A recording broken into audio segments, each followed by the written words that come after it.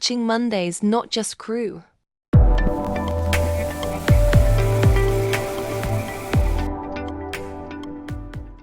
Well, welcome back to this part 3 of this very special Santa edition with Not Just Crew's very own Simon Costello. So I want to bring Simon back in because, as I say, we've all been intrigued over the December months about his adventures in Lapland. So welcome back, Simon.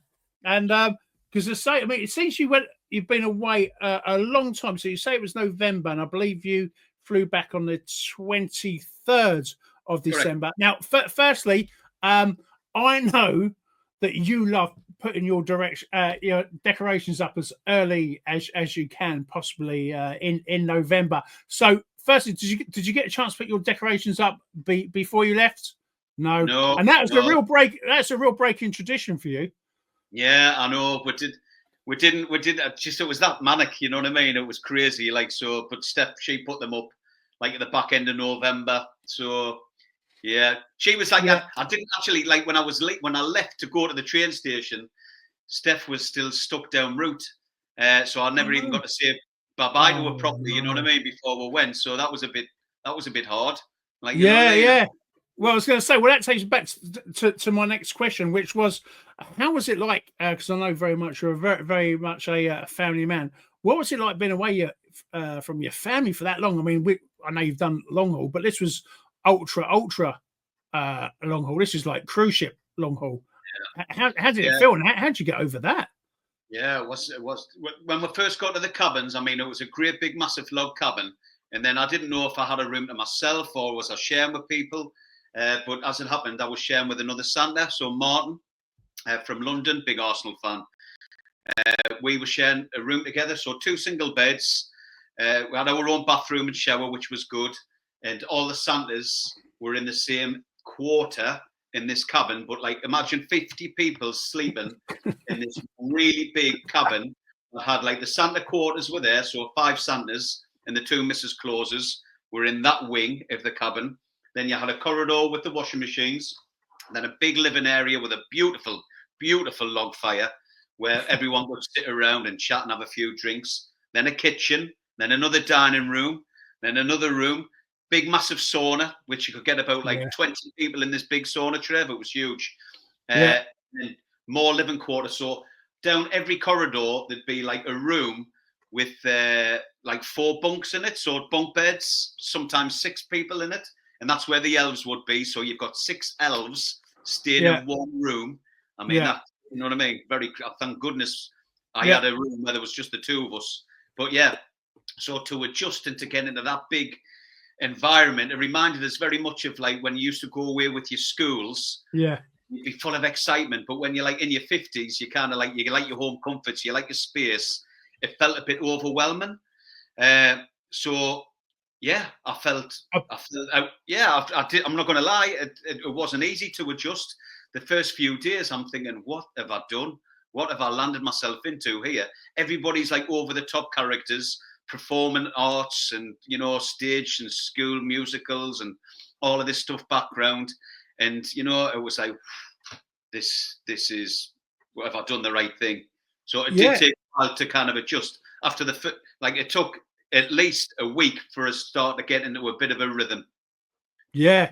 I bet. Well, and one other thing I'd like to know: sometimes if you walk into a crew room, and people in aviation will know this, even if you know loads of people there, for some reason, and it's automatic, you automatically stay with your own sort of crew when you're having conversations. I don't know what happens, because most of the time you end up saying hello to all the other crew, and then all of a sudden you end up, it's like when you go down for breakfast, you sort of stick with your own crew. Was that the same with just hanging around with the Santas initially, and the Mrs. Clauses stick together and the elves stick together? How did it work? And on top of that, how many people was it their first time? Were you the only person whose first time it was?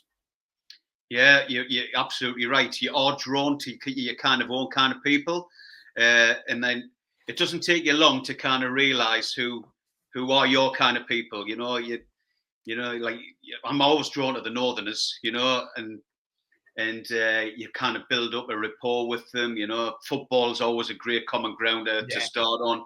But yeah, you kind of like, you can suss out a room. This is what crew are really amazing at. You can suss out a room of like complete strangers, pick up on body language, pick up on accents, pick up on people's tone of conversation, what they're talking about. And then like, you kind of like, oh, they sound like, you know, my kind of person, like the funny, they're not too serious, you know, they're quite confident, they're not overwhelming, they're not too much, you know, they've got a nice balance. And so you kind of like, you can build up a conversation with these people. It doesn't take you long to like, you know, yeah, I like you, you're good, and I can start talking to you more. Then that leads to talking to other people. And obviously, yeah, you've got your different Santas as well. Some don't like football, some do. So you kind of like have a common ground with them. But as time goes by, when you have conversations with each and every one of them, you always find some sort of common interest and something that engages you, where you're like, oh my God, you're really interesting. I want to know a little bit more about you. And then you start hearing the stories of what they've had to offer. I mean, like one of the other Santas there was Alan. He's 80-year-old. He used to be on a show called The Comedians. Yeah, I remember that. Remember that? Well, he was on The Comedians. He knew Bob Monkhouse. He was on tour with Roy Orbison. He knew Frankie Vaughan, and he had stories about Marilyn Monroe. Oh my God, the guy had so many stories. It was unbelievable. And I'm like, I'm tapping into this. And like, you know, so we had a few drinks on a night time, and he would tell us things, and I'm howling. He's just so many interesting, fascinating people out there that, like, as crew, that's what we do. We get to know people, you know, and you know, it's not all about like what you've done, what I've done. I'd much rather know about what they've been up to, because I find that more entertaining than my dull ass life. You know what I mean? It's like, I love hearing their stories. Yeah, no, absolutely. No, I find that with crew, actually. I used to love hearing the stories of how it used to be. It's sort of come to a time when younger crew are asking me how it used to be in the old days. So, times do change. Let's say there was many sort of people there, but what was the range of nationalities you had? Yeah, so New Zealand, Australian, Italian, Spanish, Indian, like loads, like, you know, more UK based, loads of Scottish, loads of English, Irish, Welsh, that kind of thing. You know, loads of nationalities. It was just age range. You were looking at like the youngest would be 18, oldest probably Alan at 80, and then like everything in between. But majority of like the elves and the rangers, they were like in the early 20s. Yeah, wow. I say so. How many people would you say were on site on the acting part? Not necessarily the actual sort of managers, actors, I suppose. That's an ideal description. How many of you?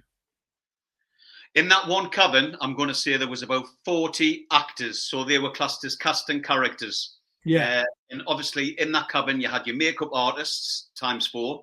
You had your chefs; they were there. You had your who else were there?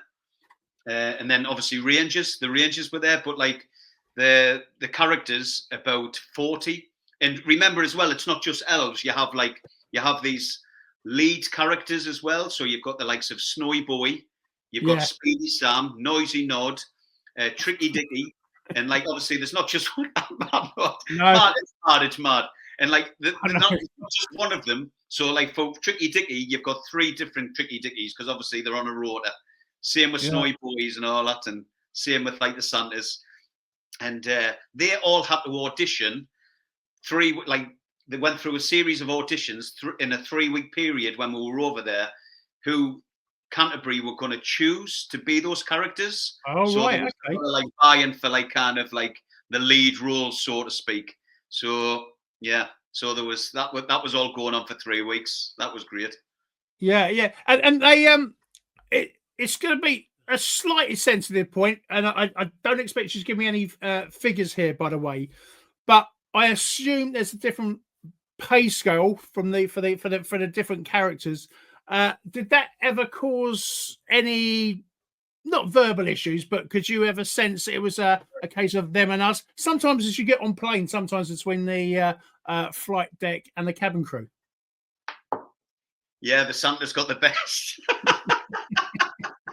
You're 100% right. That conversation did come up once or twice, and to be honest, I was shocked at like the pay that we were getting in comparison to what others were getting. Yeah, But like obviously, it's like we've got the star and roll because like by no like by no means were we working the hardest out of everybody. Yeah, it's the speciality role, but like the elves and the rangers, those guys, they were working nights from about 7, 8 o'clock in the morning till 10 o'clock at night. yeah. Where we were kind of doing on shift, we were working from 8 in the morning and probably finishing at 4 in the afternoon. Wow. You know? I'm jumping forward a bit, but I'll be coming back. So don't give me too. I mean, when you came back from shift, and we'll talk about what your shift involved in a minute. Was it like a scene out of Snow White when all the dwarves come in absolutely shattered and they're just ready to go straight to bed? Yeah, a lot of shattered, tired, knackered elves. You know, like, and it's just like, whoa, you know, like, oh, and they were like, there was because they'd been stood out. A lot of the like areas that they cover, they're outside for like about 4 or 5 hours. Well, it's minus 20 degrees, Trev. They've got these, I mean, the outfits that they've got on, yeah, they're nice, thick and padded, but holy moly, it's really cold. So they'd be very cold, you know, and obviously very tired because the energy that they have to provide for the children and the families, getting them all interacting and getting them involved in the events that they're doing, they're absolutely shattered. So they'd be coming back, they'd be getting something to eat, getting warmed up, and then they'd be back out for like evening kind of events that they put on for them. So whereas like once we were back and we had the wigs and the beards taken off and obviously cleaned up and the costume off, we could kind of like unwind and relax, and that was us done. Yeah, God, yeah. So they must have been grumpy and sleepy. Although elves are very different to dwarves. So listen, right? We go slightly.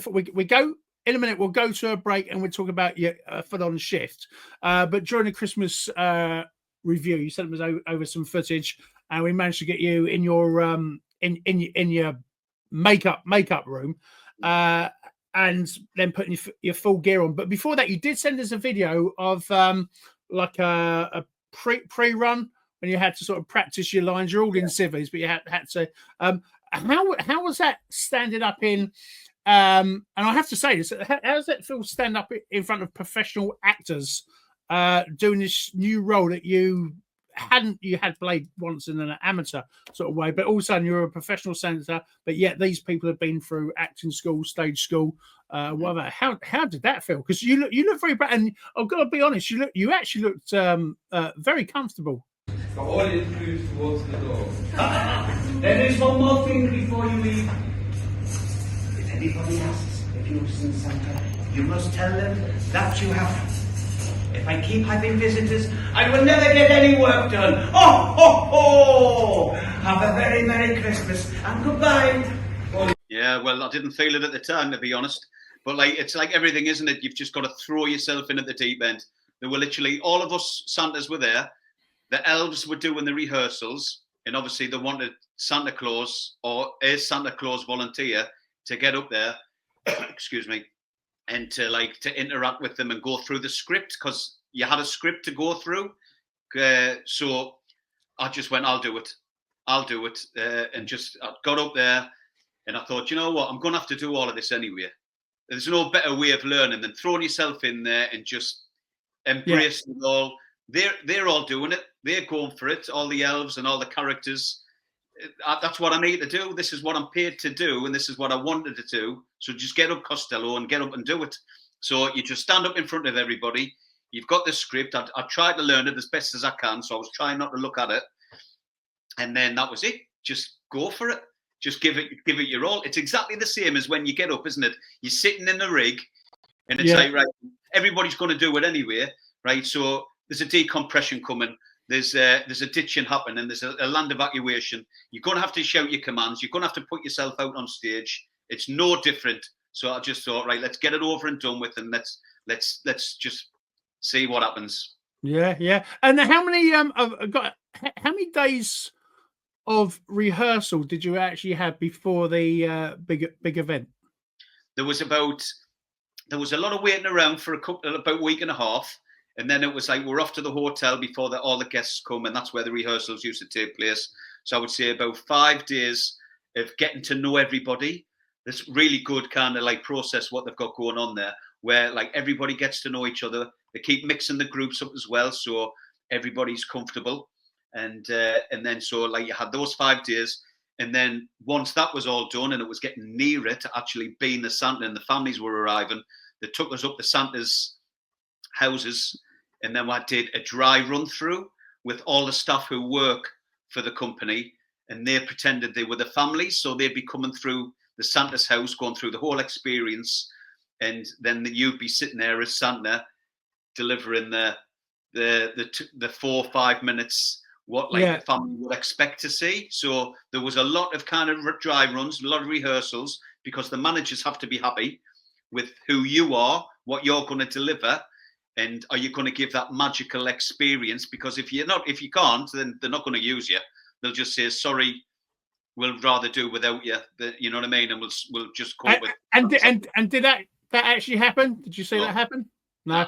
No, everyone was absolutely spot on.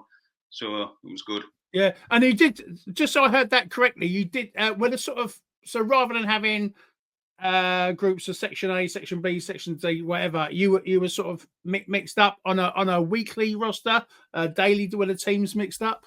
Yeah, like we all knew what days we were working. One of the head Santas, Paul, he created the roster, so that's why after doing the dry run-throughs, Tony was happy with what I was doing. So he scrapped the floating Santa role, and he went, I want to give you everything that the other Santas are doing. So, like, on a daily basis, we all got, like, right, so I'm working these 2 days, then I might have 2 days off, then I'm working 3 days, 2 days off, you know. So your rota went on like that for the next, like, 3 weeks, up until the day that you were leaving. And, like, during the day, you'd get, say, about maybe 4 coaches coming up to the Santa's house, and there'd be about 60 people on each coach. So it's pretty full on. Like every coach would last about an hour and 45 minutes going through. And then you would have like 10 minutes break and then the next coach. So it was non-stop. Like it was like. Yeah. Just before, because we're going to, because to say this is a longer episode than we normally do, but there's so much to talk about because this is quite an amazing and unusual sort of career, well, not career, just sort of job role that you had. So the paying customers who went, they obviously stayed very far from where you guys were staying. Perhaps not. I don't know. Maybe you could tell me. But how long did the average person fly to Lapland for? So, say if you're taking two kids for Lapland, generally, how long are you there? 2 or 3 nights, or was it longer? Yeah, three nights. So just say that they would land on the Friday. They would they'd get on the coach, go to the hotel, go get something to eat, go out on the night time, do tobogganing with the elves and all of that stuff. Then they've got the next day full of activities. The next day is full of activities. Then the last day is obviously where we found Santa kind of day. And then that's it. They're away home after that. So it's not 3 days, 3 nights experience, and it's not cheap. I can imagine. Google how much these things cost. No matter which company that they have these experiences for, it is a lot of money, you know. So once in a lifetime experience, like. Well, I remember when my 3 girls were very young, I did look into it and then looked very quickly out of it, and then just took them to the local department store instead. So and that was even trying to get some kind of concessions as well. It's way out of reach. So anyone who has been, listen, always thank your parents for that. That was an amazing thing. Right, let's go to it. Yeah, let's go to a quick break, and then we'll talk about the main event. We'll go out of a couple of clips, and then we'll be straight back.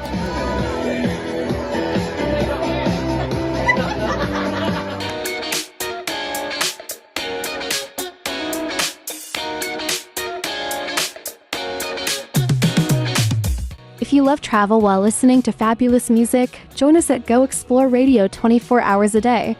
Find us on our socials at Go Explore Radio.